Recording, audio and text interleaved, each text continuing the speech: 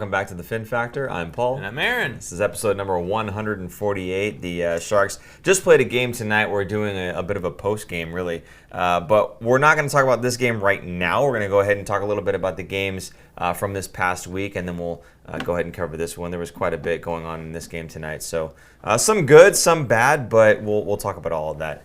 However, let's go ahead and kick it off with the beginning of this, saying that the Sharks seem to take ownership of Calgary when they play. They do. I'm pretty sure Calgary's pissed about it, and it's funny because they're going to be playing again this week against Calgary, so I think that game is going to be kind of chippy, and they're going to be a little frustrated because Calgary's fighting for that top Pacific Division spot with who are they fighting with? I don't even remember. Edmonton? Man, I haven't looked at the standings in a while. Yeah. I was out of the country Pretty for a sure it's while. Not Vegas, though. It's definitely not Vegas, which is good. Fantastic. Oh, that makes me so giddy and happy. Sorry, I'm looking right now. Evening, guys. Not to be a downer, but I'm so bummed out by the kid's injury. Clayton Keller, yes, tonight. Got me all emotional. Hate to see anybody suffer serious injury. Yes, Peter St. John, thank you for your comment. Yeah, we're in the same boat there, bud, and we'll certainly be talking about that a little bit later on. Kellen saying, of course, I would like to point out that 3 of the 4 goals tonight were miscues and Benny Hill montages by the Sharks. I hope they get Optimus Rhyme something nice in the offseason for their failures. Yeah, so me too. Again, something we'll be talking about later on there as well. Did you happen to figure out who they're racing you with? want to take a guess? I feel like almost Vancouver, but it's not. It's definitely not. Okay. Los Angeles. Oh, okay. Yeah. But they have a 6-point lead on LA. Okay. With 3 games in hand over LA. Oh, wow. So there's a big lead for Calgary. Looks like they're going to be winning this division. Edmonton, followed by Edmonton, then Vegas, then Vancouver, then San Jose, then Anaheim. So we leapfrogged Anaheim. Okay. And then Seattle. And then Seattle. Yeah. Seattle. That team up there. I was going to say down there, but it's up there. It is. Well, they're down there, but they're up right, there. Exactly. Right, exactly. Thank you. Good. Anything you want to bring up about this game in particular? Well, there was an incident with the refereeing. Okay, we're getting into playoff mode. The referees are in playoff mode, full playoff mode, swallowing their whistles. I tweeted it out tonight. I was like, I guess they came for free skate, not to do their jobs. So they are just not going to be calling much. So in this game, Erik Karlsson, this is the Edmonton game. Well, this is the Calgary game. You want to talk about the Edmonton game. I was talking about the Edmonton game. We can move on to the Edmonton game. Let's just move on to the Edmonton game. Let's go ahead and do that. Karlsson has the puck up against the boards. He's skating it out, and Cassian comes up behind him, kind of at an angle, kind of behind it, and definitely not next to him or in front of him, and cross-checks him kind of on the hip. And Karlsson falls and loses the puck. Yeah. And Cassian immediately turns around and passes it to Draisaitl, who buries it because he's Draisaitl. And everyone's looking at the ref like, what? Yeah. Really? And even the announcers for, I guess it was Edmonton's announcers, because it wasn't the Sharks announcers that I was watching that highlight on. They were like, wow, Cassian really got away with one there. That was definitely a cross-check. He didn't hit him, didn't bump him on the hip like we thought. Yeah. Just, oh jeez. Yeah, oh jeez. I do remember seeing that replay, and yeah, it looked pretty blatant. And that was one of the things that's kind of disappointing is that at the beginning of the season they were saying, we're going to crack down on all the cross-checking and whatnot, and then it's like it's not even just cross-checking; it's cross-checking directly in front of the referee. And no call on the play. So this is the type of stuff that I want to see out of the game, not just because, they scored on the Sharks in this particular instance, but it is dangerous. Cross checks just in general it's a dangerous play. Mm-hmm. I don't like it. I don't like it up against the boards. I certainly don't like it right in the crease where guys got their heads down looking for the puck like in the blue paint. And I know, hey, get your head up, but we're talking about open ice skating is completely different from the puck being at your feet, blue paint. You can't keep your head up. Your head has to kind of be down to see it. So the cross-checking, especially in that area, it's just one of those things that I wish they would really crack down and stick to it. But in this case, Erik Karlsson gets a cross-check on the hip area there, goes down, no call. Goal, I'm not saying that we would have won this game regardless or anything else, right. But gosh, it would have been nice if things had maybe gone a different direction there. Well, I mean, the narrative, I think, for a lot of the season, the Sharks are one of the least penalized, not least penalized, but the least power plays, the least drawing the least amount of penalties. They draw the least amount of penalties, which is kind of I don't know. That's. I mean, it's hard to gauge that because to me, it's like. I mean, it kind of speaks to the fact that the Sharks have a lot of rookies in their lineup, Right. And they got to earn their keep in a way. Because I mean, even tonight, I think it was Scott Reedy got hooked and like ridiculously right in front of the ref, and he still didn't call it. I'm like, okay, if that was Timo Meier getting hooked, probably would have been a penalty. Sure. But because it was Scott Reedy, no, sorry, kid. But see, and then we go back to the whole Carlson thing. Carlson's not a rookie, like right. Well, like come on, refs, a little bit of just because of rookies, but I think because there's less star power in the lineup for the Sharks, they're going to get less calls. People like to point to the fact that the whole incident with Vegas, and the 4 power play goals in that game. Ever since then, the refs have been doing it, but they got rid of a lot of star power after that season too. So I think it's more of that than the refs trying to exact revenge on the Sharks for calling something that they thought was a 5-minute penalty. I mean, the funny thing about that whole situation is at the end of the day, the Sharks aren't the ones calling penalties. The Sharks, they just played the game. Pavs got knocked down. I can't believe we're still talking about this. He got knocked down, and the refs made a call. You can't take it out on the team. The refs made a call. It was a gross. It was a weird, awkward hit. Yeah. That ended up poorly for Pavelski. I mean, it was gross. Yeah. Like the way that he landed, it was just ugh. But you still got to kill a power play or a penalty. How many times have you seen 4 goals on a 5-minute major? Next to never. Ever? Yeah. Like not just in the playoffs, but in any regular season game going back to the 80s. That probably just does not happen. So it's a colossal failure on Vegas's part, which is happening right now, and I love to see it. By the way, so last week I think you were on the show by yourself, and the whole thing. I think I was commenting about the Dadonov trade. Okay, it got reversed. I don't know if you saw that. I did see that. So, just real briefly, because I just like piling it on Vegas right now. Yeah. By the way, we were talking about the Edmonton game. Somehow we went back to 20s. We're already going off the rails. We're already going off. All right, so the Dadonov trade. This is just fantastic because it's Vegas. It just makes me happy. Preach. They trade Dadonov to Anaheim because they have to move cap space to pull off Mark Stone and Patrick. I think it's Pacioretty is the other one. Off of long-term IR. Okay. And they can't do it because the Dadonov trade. Because oh wow, no trade clause. We didn't know they had that. I didn't know that came with that from when we traded for him from Ottawa a long time ago. By the way, they traded Marc-Andre Fleury to Chicago so they could get Dadonov on the team. They're doing so many people wrong in Vegas. That culture and the management. It's funny. I was reading comments on, I think it was on Twitter, about the trade happening and how they screwed up and everything. And it was a lot of Vegas fans, and they were embarrassed and they were mad at their management, and they were calling for their management head, which I was kind of surprised at.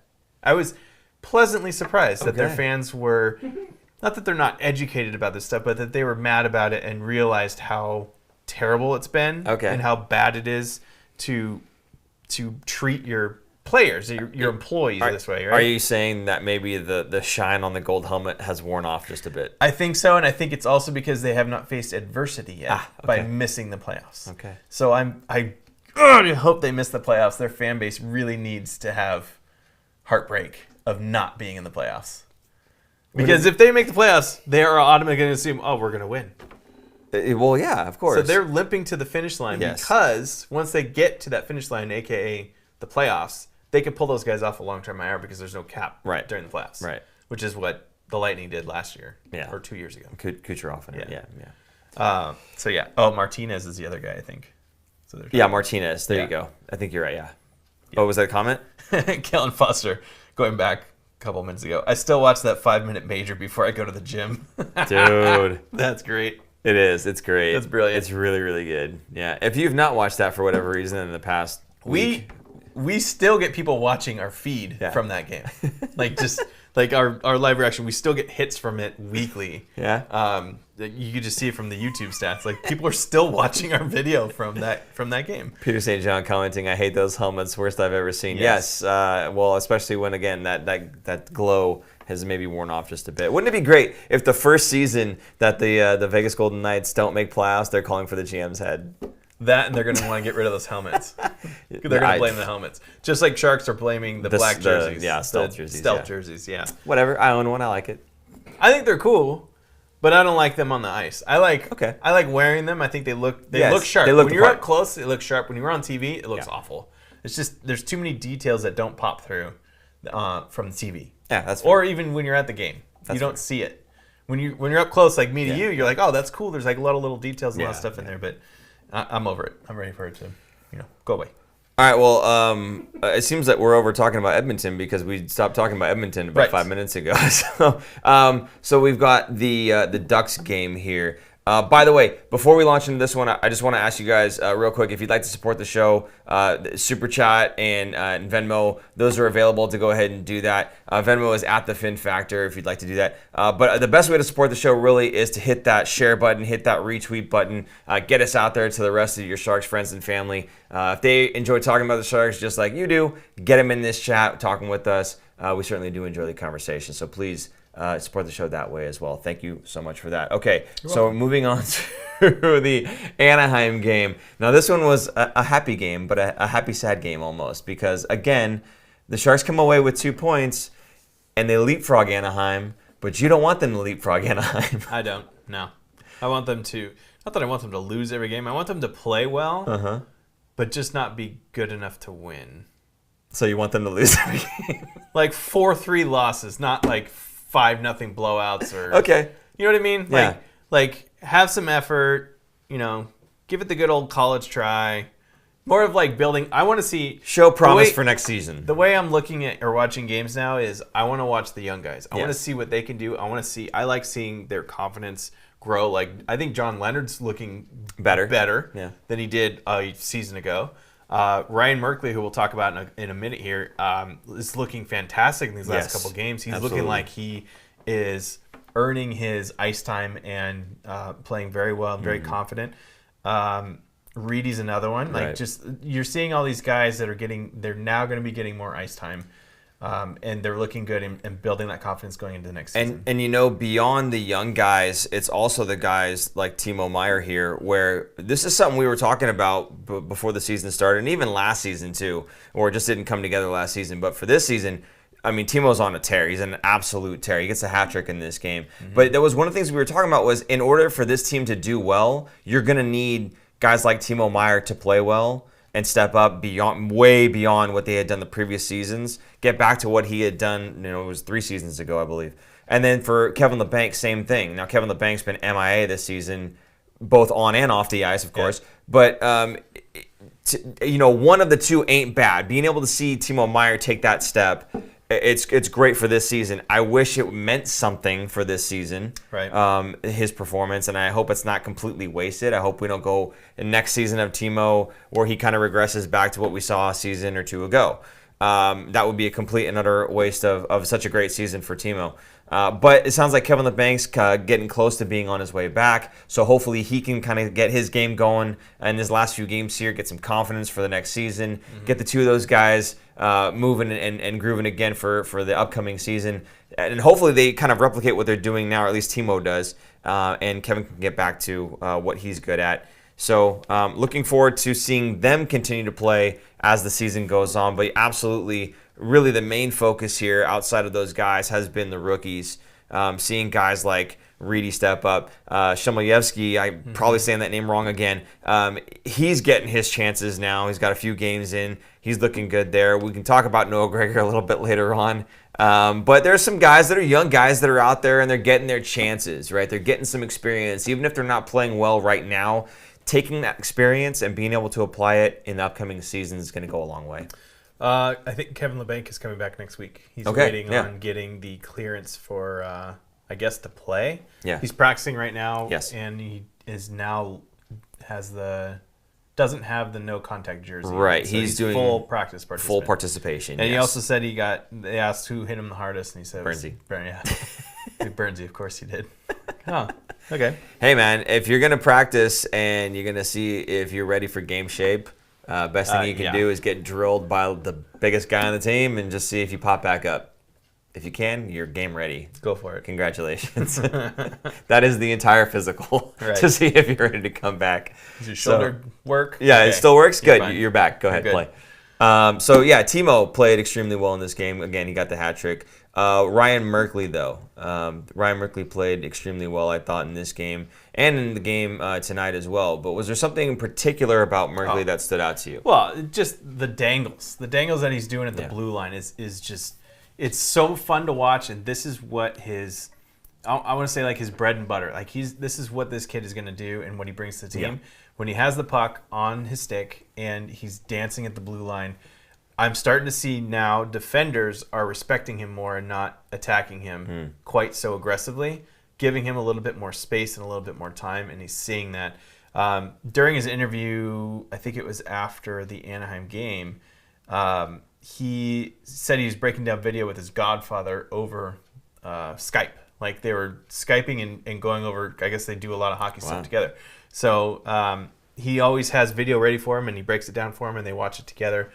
He said he did it after the warm-up, so it was the day of the game. So goes to the arena, warms up, goes back home for nap time, whatever. He's calling his godfather and talking to him and break down video and building up his confidence, and it's showing. To me, it's showing. Like he looks more comfortable, more comfortable, kind of like in his own skin in a way. Yeah. He's less afraid to make mistakes, and he's also playing with Vlasic. And Vlasic is a very good defensive defenseman. And anyway, in fact, the goal or the dangle that he did in Anaheim, he dangled the guy at the blue line and broke his ankles and then skated around to the corner and then fed Vlasic out front. And he scored. That was the opening goal, I think, the first goal of the game. And Vlasic, man, he put that in the corner. He's been scoring lately, by the way. I don't know if you've noticed. 3 On the season? He's got 3. Yeah. On the season. He had one tonight? Did he have one tonight? Yeah, he had one tonight. No. And then, did he have one tonight? I thought he did. Wait a minute. Does he have 4? Let me look. People in the chat, please. Does Marco Vlasic have 4 goals? Because I'm pretty sure he had 3. He's got 3. Okay, all right. Sorry. I thought he scored tonight. I thought he Gregor is still beating him. Relax. We'll get there. Oh, we'll get there. The question is, will he get there? Anyway, we'll get there. We're still talking about Merkley here. Okay, right. So dangles. You like the dangles? I do. I think this kid, like everyone was waiting for him to kind of make it the NHL. I think they wanted him to be ready 2 seasons ago, like too soon.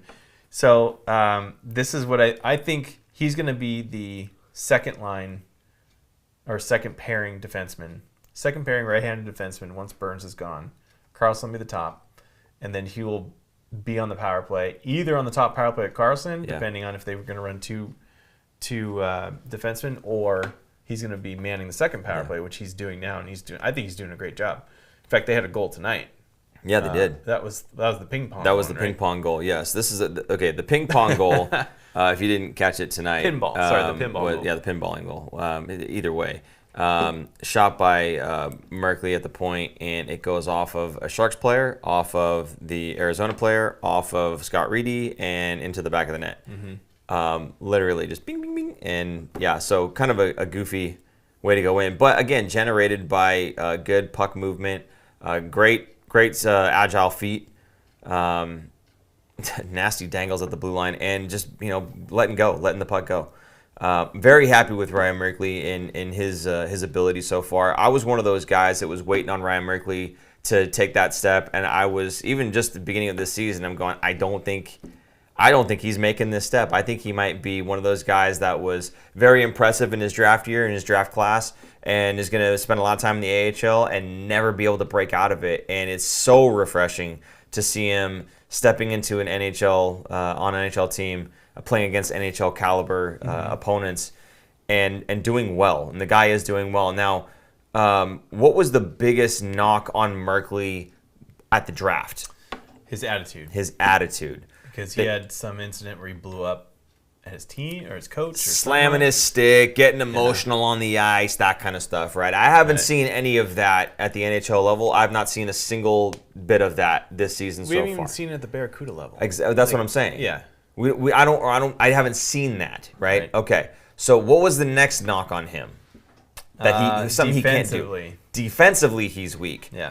Watching him tonight, I gotta say he looked pretty solid defensively. He made a blown tire blunder. Okay, and we'll talk about that a little bit. But other than that, I feel like he was keeping guys pushed to the outside when they were breaking into the zone. So when they're coming in stride, he's hanging with them. His skating is good enough that he can funnel them towards the boards. Mm-hmm. So defensively, I'm happy with them. Offensively, we just talked about it. I mean, he's got great footwork. He's got his dangles are goofy, like you said. He broke that guy's ankles, So fun. and he knows when to unload. He knows when to pull the trigger and take a shot. And there was a goal directly resulting from him taking a shot tonight. Now it's a fluky bing bing bing type of goal, but it went in, and it doesn't go in unless he decides to pull the trigger when he's got the opportunity. And he's confident enough that he's doing that now. So we have a clip from him from after. This is after the Anaheim game. So here's the clip of him being asked kind of to talk about both the goal that he had set up Vlasic for, and then I can't remember what the second part is, but let's just watch it. I love he's simple. You know what you're going to get from him. He's really, I say, by the book. He makes all the plays he's supposed to make, so it's kind of easy to play with him and read off him and what he's going to do. So it makes it easier with me. I think he's gaining more trust in me. I mean, going D to D behind the net and stuff on breakouts and letting me break the puck out. So it's nice. He's a great steady defensive defenseman for me. So Ryan, on that pass, a lot happened before that pass where you had the puck on the blue line, you skated, you had a shot, you recovered, and then you went back and sort of made that pass. So what was your whole mindset there when you were playing that? No, like when I was watching video earlier today, I mean, we were watching my habits, and normally I'm just getting the puck at the top there and shooting it back down, but I know I had space to walk to the middle, so I just tried to walk to the middle. That guy turned his stick and lunged, so I knew I could cut back, find some space, and beat him back down the wall coming downhill. And then I just waited for a lane. I was hoping someone would be back door, and then I kind of had to stop up, go back in the corner, and find Pickles. Yeah, he's just super excited and lucky to play with Vlasic, right? Like, that's really cool to have as both a mentor for the defensive part of the game and someone there that's going to be a very defensive-minded guy back there while you're doing your thing up front. Yeah, and a lot of bad things get said about Vlasic, especially because of the contract and everything and the amount of term that's left and dollar amount that it is. But, again, there's something to be said for pairing a young offensively minded player that's breaking into the league with a veteran defensively minded player like Vlasic. And there may be a little bit of an intangible there, having them paired up together, helping each other out. I wonder how much, because like we said, Vlasic's got 3 goals in the season. It's not like him in the last few games. I think it was 7 games he's got a couple goals. It's not really like him to be scoring a couple goals in like a week-long span. So I'm kind of wondering, who's helping who here. You know what I mean? Vlasic would like to say something about that. What? I watched Vlasic's interview. Okay. It's about 2.5 minutes long. There's probably over 10 questions asked during that 2.5 minutes. Think about the breakdown of how much time he spent per question. If it was 10 questions and the whole interview of both the questions and the answers was 2.5 minutes. Okay. It's so funny. He seems so grumpy all the time. Yeah. Like, just it's. I almost played the whole thing. I almost took the clip to just play the whole thing because it's just so hilarious. So usually, like, guys that are grumpy like that, you could be like, oh, well, let's talk about other players, and you'll probably light up. So like, oh, what's it like playing with Merkley? Oh, he's good. He's really good with the puck. I like playing with him. Okay, you want to elaborate on that? And he's like, oh, I just did. No, I'm good. Wow. All right. Well, can you talk about Timo Meier or Tomas Hertl staying and getting his contract? And is it really exciting, like the direction that they're going to go instead of doing rebuild? Well, the contracts are with the management and the players, so I'm not going to comment on that. But yeah, I'm glad he's here. Can you elaborate on that? Yeah. Okay. It's like, oh, can you talk about your goal? Merkley did all this work and it was great. Wasn't it awesome? And he's like, yeah, I put it in the goal. Like, it was just so like I'm like, okay, I'm trying to just pick one clip. I'm like, oh, he'll talk about Merkley and I'll take that. Yeah. And the answer was like less than 4 seconds. I'm like, I can't put a clip together in 4 seconds. Like, just Yeah, you can. yeah. I should. The tweet. I feel like next time we have a Vlasic interview, we need to do just the answers and have him do the transition in and out for just the 4-second answer. Yeah. Yeah, that was great. All right. I'll do that. Good? All right, I'll do good. that Let's next do show. that. Next show we'll do that. They're hilarious. They're so good. Nice. He's All just right. so grumpy. Well, I don't know. Really, what else about the Arizona game tonight? I guess we can talk about. Sure. Again, Merkley, I want to talk a little bit about him. I thought he did just a phenomenal job in this game from what I could tell. Again, being able to push those guys wide when they're breaking into the zone. Still very good with the puck. Very quick with his skates. I noticed quite a few times, as you said earlier, that they're giving him a little bit too much respect sometimes. It's very reminiscent of Erik Karlsson, and they're backing off on him. Now, he came through the neutral zone. This is how confident this kid is. He came through the neutral zone backwards, skating backwards, stick handling through the neutral zone. A few times, yeah. Like, I'm going to pass it back. You know I'm going to pass it back because we always do this on the power play. Every team does. But I haven't passed it back yet. And I know you're anticipating it, but I'm going to hang on to the puck. Okay, now you're on me? Okay, now I'll pass it. And it was like he just kept drawing them closer and closer, backing them off just a little bit. When they finally all right, fine, I'm going to go after this kid. Then he moved the puck. Very smart player. Very smart player. So, I'm happy to see him thriving at the NHL level because that's the right word for it in these last few games. He's making those mistakes still. Now, again, he went behind the net, blew a tire. I am not convinced that's on him, and you're of the same mind. Absolutely. If you watched, the game itself, how many guys fell? They kept falling, especially in that same spot. And this is exactly where Clayton Keller had fallen behind the same goal. So, the ice is just really bad. So, Arizona and Glendale, where they're playing, have been in, a major fight. And Glendale actually evicted them. I think it was in December because they said they didn't get paid. Then they paid them, so they were like, "This." It was just really awkward and weird. I think they wouldn't let the players practice that day. They evicted them. It's just so petty and so stupid. Wow. But anyway, so the Coyotes finally found a new home and they're moving next year. So this is the last time that they're going to be playing in Glendale. And I think Glendale's just fed up. We're not even going to. They're not going to. Obviously, they're not going to put any money into the facilities, especially for ice. So, to me, I think the ice is just awful. You watch them play, a lot of guys are losing their edges. The puck wasn't settling. It's just choppy, gross ice. So, I think that played a major part of it. Merkley wasn't the only one that fell. It wasn't the only time. It wasn't like he doesn't know how to skate. This guy's probably one of the best skaters, one of them on the team. Yeah. So, it's just unfortunate, and you could see him. You can read his lips after the replay. He's just like, you see him go, "You got to be kidding me." He was watching the replay, and he's just like, "You got to be kidding me." How many times does he do that crossover behind the net and burst out with speed and not eat it? No, absolutely. And you just saw him, his skate just kind of went wibble wobble, and then that was the end of it. And he just slammed right into the boards.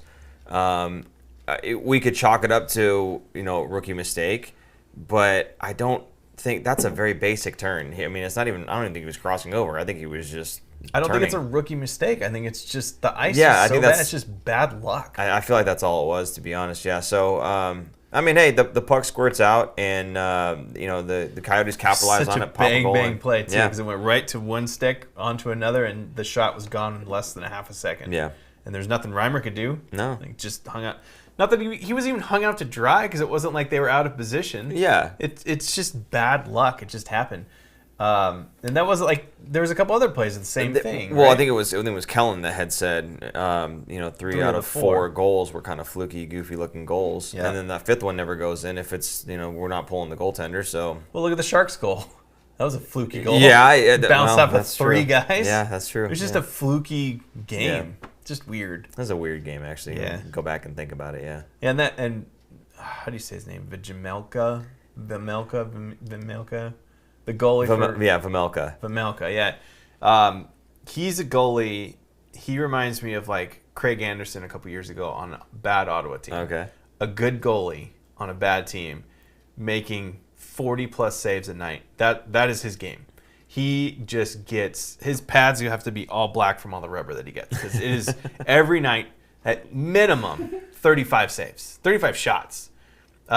He's a guy that's going to let in, and he's very good. So his save percentage is so high because he's getting such a high volume, but he's also a good goalie. Yeah. So he's only letting in 1 or 2 a night and 45 saves every night. So he's the reason Arizona is winning right now, or winning a lot of these games. He's fantastic in fantasy as your I'm sure. third goalie. Yeah.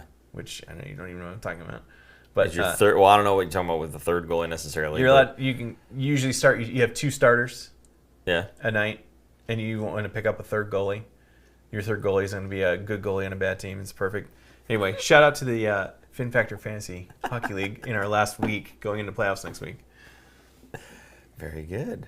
I know those guys are watching, so. Oh, they are right now? Yeah. Oh. Well, hello. Aaron's winning. I'm not winning. I'm in 5th place going into playoffs. Top 6 make it. Wow. So I'm in, but. So the last note on Merkley here, because we're all over the place, was that so he takes the shot that pinballs and it goes in. If he doesn't take that shot, no goal. So Right. for me, again, it was on the power play. I'm not saying plus minus, but for me, that's a check. That's a +1. Yay, right? The blown tire, puck squirts out. That's a -1 for me, right? Okay, evens out. He actually saved a goal tonight too. There was a shot that went, I think it was squeaked through Reimer's 5-hole, and it was just kind of trickling like towards the line. He runs in behind him, gets a puck, sends it out. For me, that's a +1, right? That'd be a -1. Yeah, sure, minus the -1. So we're back to double negative. +1. Yeah, exactly. I was told there would be no math on this show. What's that Sharks So, trivia? but for me, that's again another check. That's a plus. Yay. For me, good effort tonight from Ryan Merkley. The one slip up, bad luck thing on questionable ice, I kind of have to forgive that. And everything else that I've seen from him, I'm very excited. It was again, this is one of those guys that I was worried about in terms of the Sharks maybe wasting a first-round pick. And again, this is where I was kind of like, yeah, I'd rather take the known quantity. I'd rather take the known good. And if it means we trade a high pick to go get that thing, whatever that thing is, then so be it. But in this case, seems like it was just a waiting game and that the Sharks scouting department got this one correct. So. Yeah, I don't think he's going to be the superstar that they were hoping he could be, as in like another Carlson. He's not going to be that, like a vintage Carlson. I don't think he's going to be that high, but he's going to be a very good player that's going to be in the league a long time, I think. Very good. Okay, so done with all that now. One thing we didn't talk about was Kahkonen. Oh, yeah. He had his debut as a Shark. Yes, he did. And I thought that was kind of a big deal because we didn't get to talk about it because I wasn't here last week. But if he didn't play one more game in the NHL, he would be eligible to get sent down without clearing waivers. Now he has to clear waivers. Gotcha, okay. So I was thinking that they might stash him in the minors because they could, but that was assuming that Adin Hill was going to be healthy, and it doesn't look like he is. So that could be also telling that maybe Adin Hill might be shut down for the season if Kahkonen's going to stay up. Yeah. I mean, why rush it? Yeah. To me, the Sharks are not going to be making playoffs. They're going to say they're going to still go for it, but and, the other thing is the Sharks, they're going to be getting oh my gosh, I'm blanking on his name. He's coming back next week. Kevin LeBanc. Yes. They're only going to be getting better because they're going to get Kevin LeBanc back, who's better than Noah Gregor. Would you? So you're saying we still have a chance? And, no, I'm not saying we have a chance, but the team is going to get better because he's coming back in a week. Ferraro might be coming back soon, right? Yes, Ferraro is on the ice practicing. And then Bordelot is probably going to be finishing up the next week or two. That would be interesting. Might sign his contract and join. So they'll probably give him a look at least. And then maybe Eklund. Probably not. They're not going to want to burn his contract. Who's the other one that would possibly... There was another one that would possibly join the Sharks because their season would be ending. And they might sign. Okay. Like similar to Bordelot. Like a Brandon Coe or something like that? Yeah, Okay. so like they're going to get an injection of youth and talented players, not third, fourth line scrubs here. So I'm not saying the Sharks are going to be all of a sudden great, but it's going to be a lot more exciting, I think, in these next couple of weeks, especially if those guys are joining back up. Yeah, I mean, it gives you kind of a look forward at what's to come with the Sharks and their prospects. Gushin's the other one. Oh, Daniel Gushin. Okay, yeah. I mean, I'm excited to see that kid. Yeah. Because he's been tearing it up. And Sweet hands. He is like a much better Barabanov. Like, just can, dangle in a phone booth. Yeah, he's got really nice hands. Good mitts, that kid. I don't think some of these people know what a phone booth is. No, probably not. No, I don't think. See, back in the day, you'd have to go and use a payphone, which maybe you don't know what that is either. But Yeah, you're making it worse. am I making it worse? You made a mixtape. Yeah, mixtape. What's a tape? All right, so are you done talking about Kahkonen? Or anything else you wanna say? I was excited when the Sharks made the trade for him. Okay. Because I think he does have good potential. I thought he did when he first joined the league with Minnesota. I thought he looked pretty good. And I was like, wow, who is this kid? He was winning a lot of games. Then he kind of tailed off a little bit. I think Nabokov can work with him a lot and kind of shore up his game. The fact that they made that trade makes me a little worried about Aiden Hill and his future. Someone had commented in here 2 weeks ago or last week that he had back spasms and back problems, which Aiden Hill? yeah, Oh. which could be bad, potentially bad, especially for a goalie. Yeah. Right. So that made me go, ooh, that's not good. That's why I'm thinking, okay, maybe they're going to shut him down for the season just to make sure he's healthy and ready to go. But the long term look, I mean, to me now they're going to have to move one of those three in the summer. Most likely it's going to be Reimer because at that point he'll have 1 year left on his contract. It's very team friendly. He's very good. And someone's going to want a veteran backup that could take over as a 1A, 1B for a rookie stud. That kind of situation. So I like Kahkonen, though. I think he has potential, and I kind of liked him better than Aiden Hill just because he had a better track record than Aiden Hill. Okay. Even though he started good and then kind of tailed off, I think he can come back up to that level. Aiden Hill, to me, was kind of a slower trajectory and then kind of petered out a little on the Sharks. So you think they're going to move Reimer at the draft for a pick prospect, that kind of thing? Mm-hmm. Yeah. Okay. Maybe not the draft, but maybe in the offseason. Doesn't have to be at the draft. Could be or before the season starts. Sure. Yeah. Sure. Hopefully before the draft, because then they would get more picks. Yeah, it'd be nice. I mean, a second rounder for Reimer. Would you take that? Well, so and the thing to remember here too, though, is and people were getting on about why didn't we trade Reimer? Why didn't we trade Bonino? Why didn't we trade all these other guys? Right? We could have got more picks. You could have got picks. The thing is, again, like we're saying, they've got another year on their contract, so it's not like we're losing them for nothing. If we were losing them for nothing, Barabanov does not, though. But Barabanov's going to get re-signed. Come on, I think Barabanov gets re-signed. I hope he does. I absolutely think he gets love re-signed. him. Yeah. No, he should be. He should be re-signed. But it's all going to depend on how much money they have. Now, the cap is going up by another $1 million. It's going to be $82.5 million next season, so they'll have a little bit more to work with. Another $1 million is not that much, but they'll have a little bit more to work with. But, who knows? Okay. Well, I think, should we do roll call? Sure. And start doing a little bit of Timo talk there? Roll call. Tell us where you're watching. And is it Timo time all the time? I don't know. What do you want to ask? Does Timo get to 40 goals? Ooh, that's good. We have a lot of questions about how many goals players are going to end up with by the end of the season. Where are you watching? And is he going to get to 40 goals? Now he's got not 19 games, 18 games now. 18 now. Is it 18? No, less than that actually. I thought it was 19 going into tonight. I don't know. We'll have to see.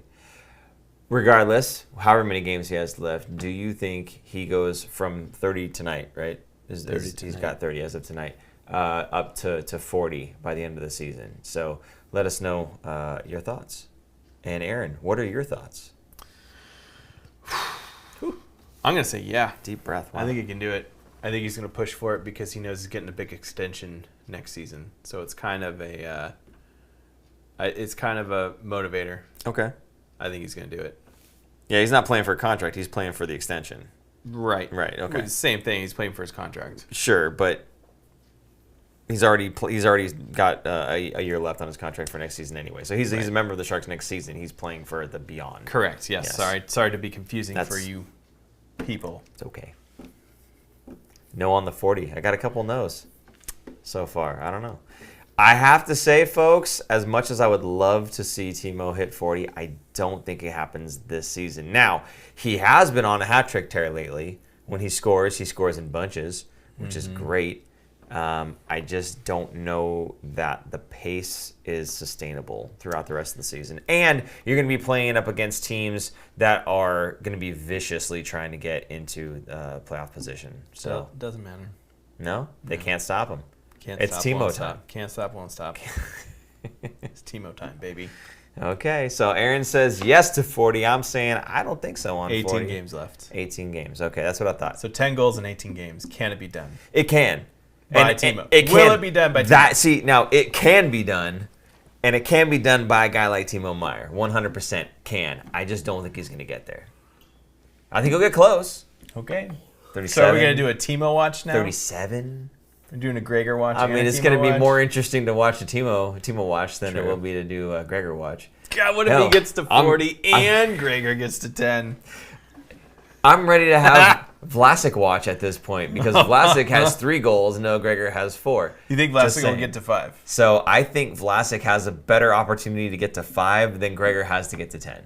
Well, that's easy. It's 2 goals. Yeah, but it's a defensive defenseman who does not play anywhere near the amount of But minutes he he's used playing to. with the best offensive defenseman to set him That's up. why he's got the good chance to do it. There you go. Keith, San Jose, yes. Oh, okay, now we're reading out the comments that help him out.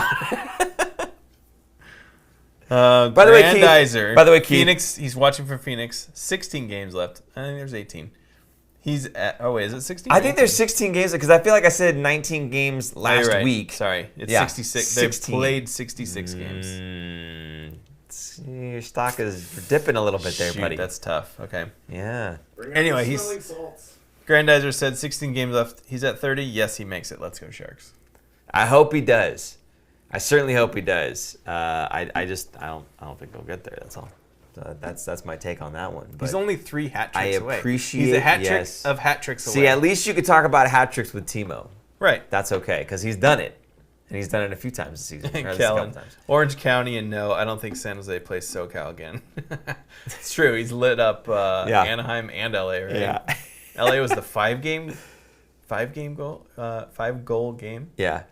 right? Yeah. Timo did. Yeah. Yeah, that's too bad. He has another 5-goal game. He's right in Only that had conversation. 2 more games against LA.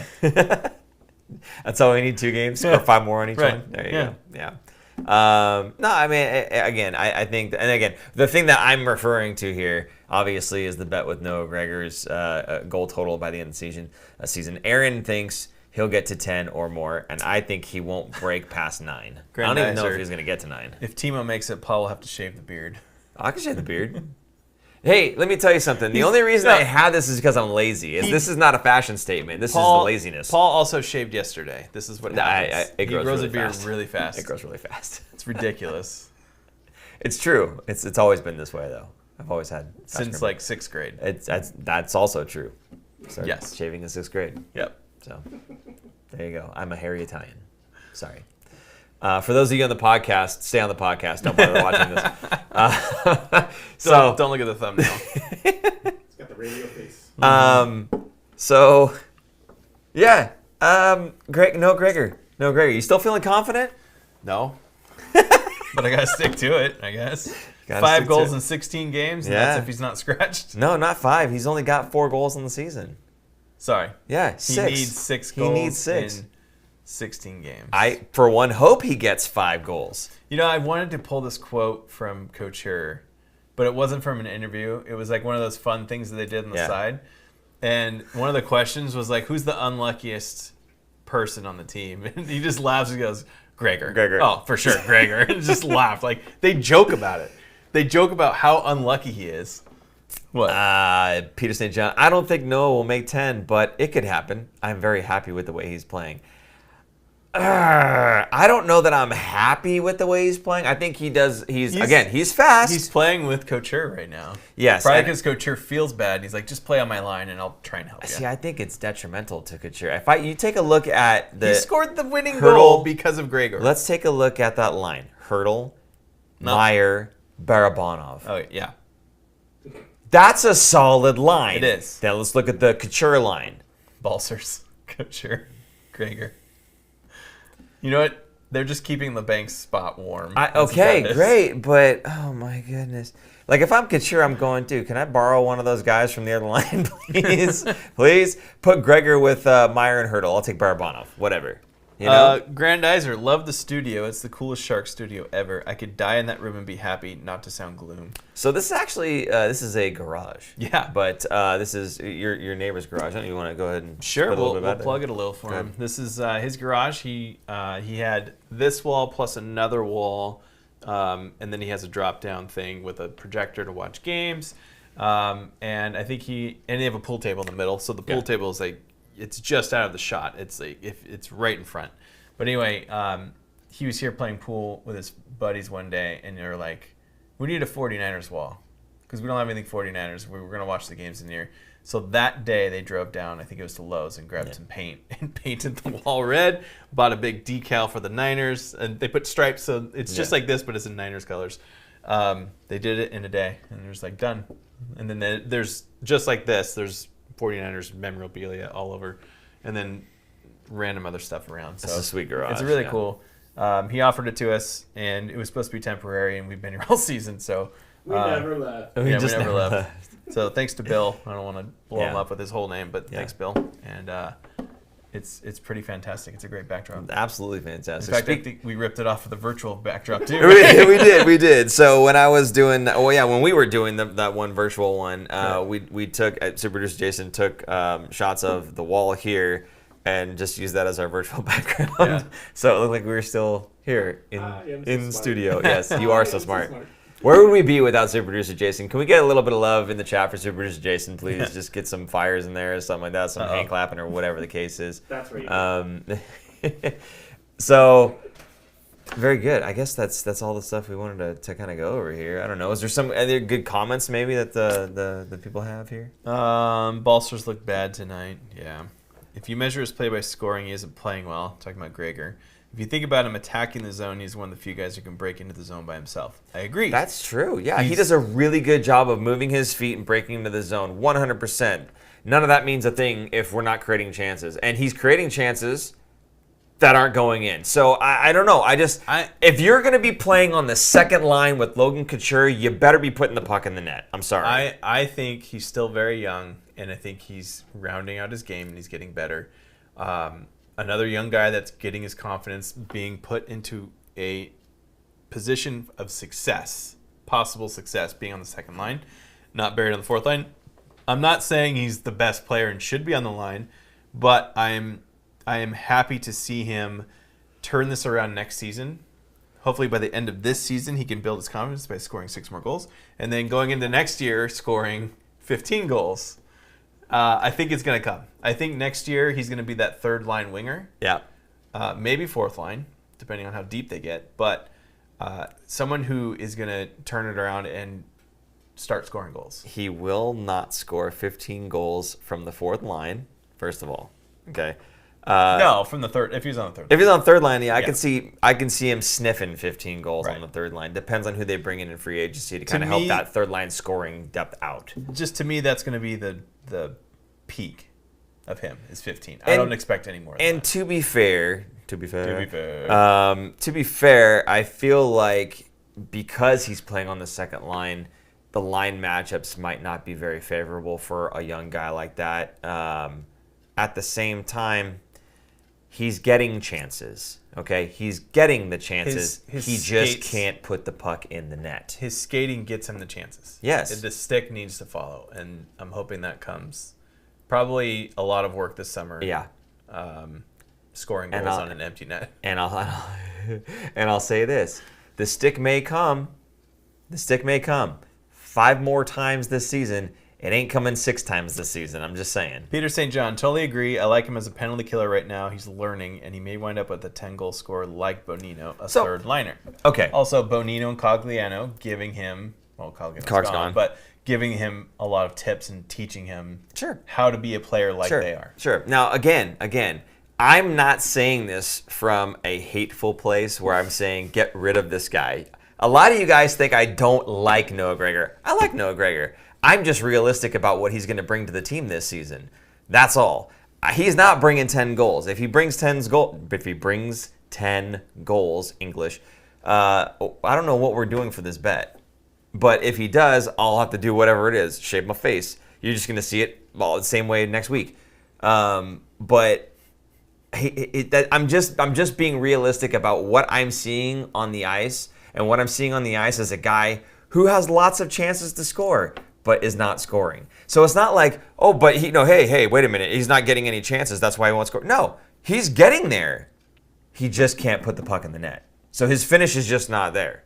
Now, maybe next season he does. Great, good for him. And I can't wait for him to sign another contract beyond that, for him to be on the Sharks, for him to play and grow and learn and put 15 pucks in the net eventually, and become a guy that can kill penalties with his speed eventually. This season, I'm just being realistic about it, and I don't want him traded or gone or fired or whatever. I don't want any of that stuff. I'm just saying. Angry. I'm just saying. This is what I see. So hate me if you want. That's fine. I love you. He is an RFA. Do you think they're gonna move him? No, retain him or let him go? Oh no, I think they keep him. Yeah. You can't have a guy playing on your second line, getting the chances that he's getting, and then just unload. He's only 23. Right. He's not very old. No, I'm not saying he's old. Okay. Yeah, he's an RFA. I get that. Yeah. But all I'm saying is, regardless of his age, it's just not happening right now. And that's okay. It'll happen next season maybe. But it's not happening this season. He's not getting to 10. Peter asked this earlier, and I missed it. Sorry, Peter. I actually highlighted it because I want to talk about it. What do you guys think about the mentoring and learning that is happening via coaches Madden and McLean? I don't know enough about what's going on there to know necessarily how that's all shaking out and coming together. It could very well be that all of the mentoring is happening at the player level, with Bonino, Cogliano, Couture taking the reins as the guys that look to us for leadership, right? Obviously, Cogliano being gone now, but for the part of the season that he was here, I'm sure he had a very big impact in the locker room. You can't say that it was necessarily Madden or that it was necessarily any of the coaching staff in particular, as opposed to any of those players in the locker room, because we're not in that locker room. We have no idea who's taking the reins on that, right? Well, I'm old enough to remember John Madden playing in Yes. the NHL for the New Jersey Devils Yep. for a long time. Yep. He was Selke Trophy finalist. I don't know if he ever won. Oh. But he was a very good defensive forward and one of the best penalty killers ever. I don't think there's a coincidence that the Sharks have one of the best penalty killing in the league. I think he's had a big part in that. I mean, they were good before he got there, but I still think for a team that is in the bottom third of the standings to be number 2 in the league, that says a lot about what John Madden is bringing to the table. And you look at what John Madden brings in his experience, and then you partner that with a coach like Bob Bugner, who's put so much emphasis on playing strong defensively. Yes. And it's no wonder that, again, they're so high up in the league in terms of their defensive presence. And what you see there is that it does highlight the need for that additional scoring, right? Mm-hmm. You've got a guy like Timo who's got 30 goals in the season, but behind him it's Hertl, and then I'm not really sure who else, right? There's not a lot of depth scoring going on, and even the big guns kind of lackluster, I would say, this season with the numbers, right? So it'll be very interesting to see what the Sharks do for the upcoming at the draft, at free agency, who they're able to bring in. Somebody's got to go, though. In order to bring people in, somebody's got to go, because there's just, even if it's increasing by $1 million, that's not enough to bring in enough of a punch that they're going to need. Now, they might have the rookies stepping up big time in the next coming season here, and they may take up a fair share of that depth scoring, and you won't necessarily need to have a high-paid player. But I'm still of the mind that the Sharks are absolutely a top 6 forward away from being able to have the depth that they need on the third line, right? Pushing down either like a Balsers or Barabanov's doing. I mean, if Timo's getting 30 goals and Hertl is next in line, Barabanov's still a part of that line. He's generating. But I think, to me, Barabanov is on a good team, a very good team, would be a really good third liner. I think borderline second liner. I think Barabanov is a complement to that line, though. I think if you take him off of that line, you put somebody else on there. Do they do as well? Maybe, maybe not. Whether or not he would be considered a third line player on a different team, on this team, he's helping that group. The chemistry with that group of forwards is pretty solid, and I don't think that I would mess with that. But you talk about maybe a Balsers and a Gregor moving down the lineup. Now you've got depth scoring on the third line, right? Mm-hmm. And then you've got Couture on your second line. LeBank's there. Insert guy who can score a goal here, right? It used to be Evander Kane,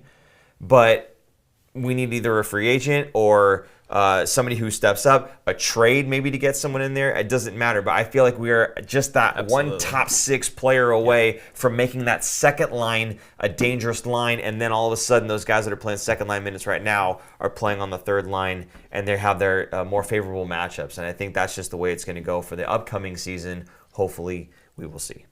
Right. So there you go. I don't know if there's anything else to say. That was my little Mic drop.